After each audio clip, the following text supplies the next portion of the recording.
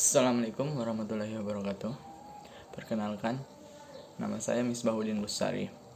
Saya adalah mahasiswa Psikologi Universitas Asia Yogyakarta, angkatan 2018. Kali ini saya akan menjelaskan mengenai fikih kebencanaan, atau lebih tepatnya saya menuju penjelasan mengenai tata cara pengurusan jenazah muslim yang terpapar COVID-19. Oke. Pertama-tama saya akan menjelaskan mengenai fikih kebencanaan.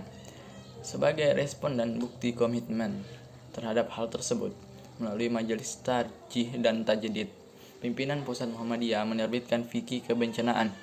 Tujuannya ialah agar masyarakat stakeholder kebencanaan lainnya memiliki panduan dalam menyikapi setiap bencana, atau agar masyarakat dapat mengantisipasi atau tidak pusing lagi jika menghadapi bencana, di mana dalam menyikapi setiap bencana yang terjadi sesuai dengan syariat agama.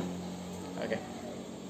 Menurut Dr. Ustadi Hamzah, secara umum bencana dipahami sebagai apa saja yang menimpa manusia yang mengandung risiko bahaya, kerusakan, bahkan kematian terhadap manusia.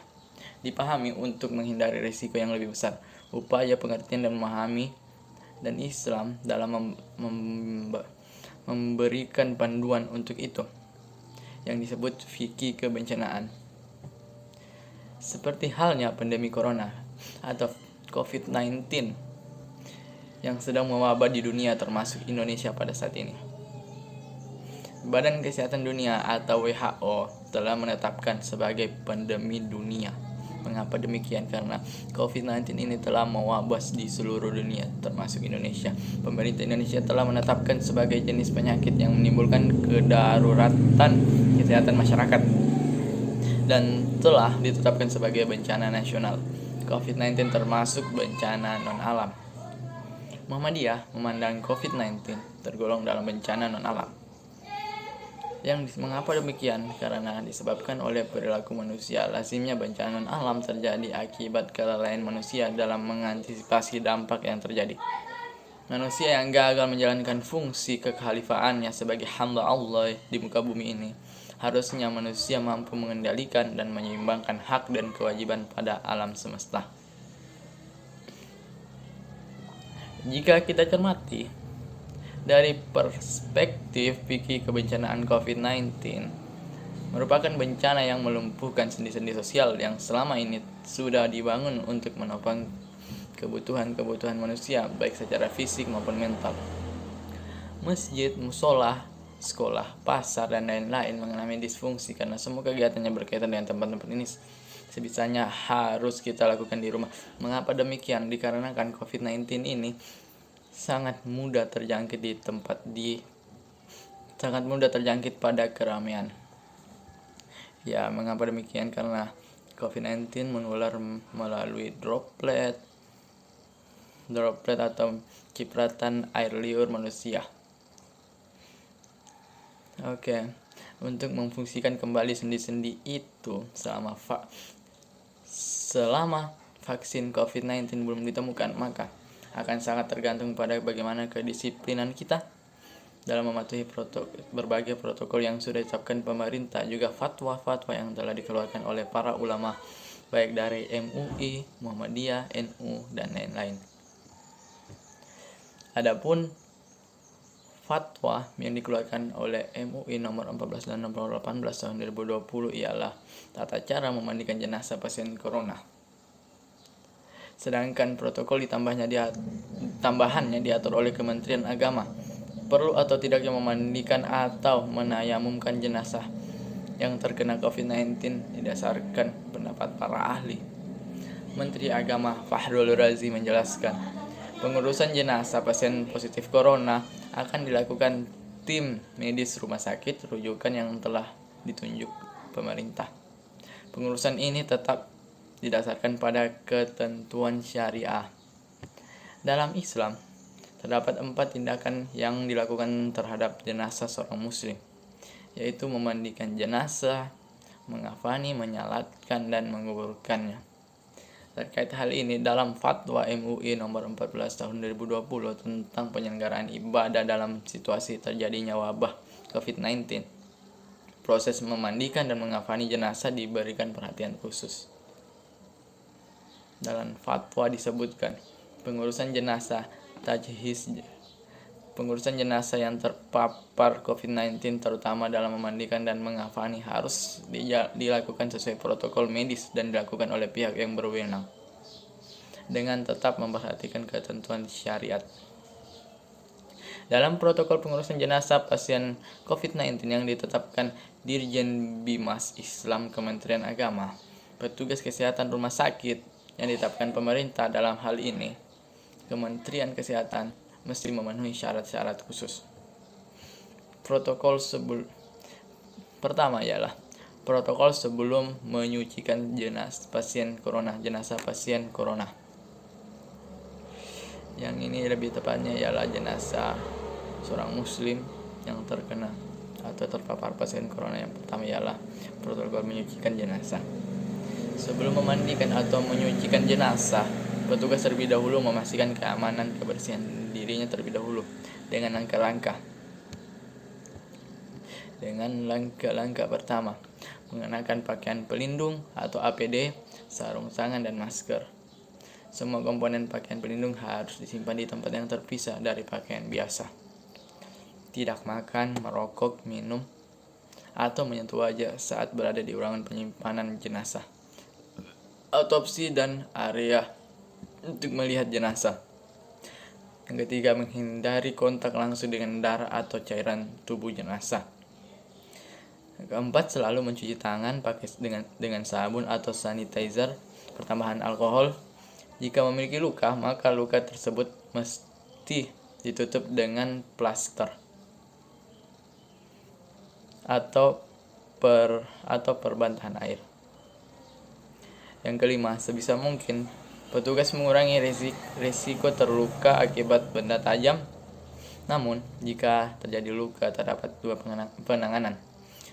Jika cukup dalam, luka segera dibersihkan dengan air mengalir. Jika luka tusuk kecil, darah dapat dibiarkan keluar dengan sendirinya.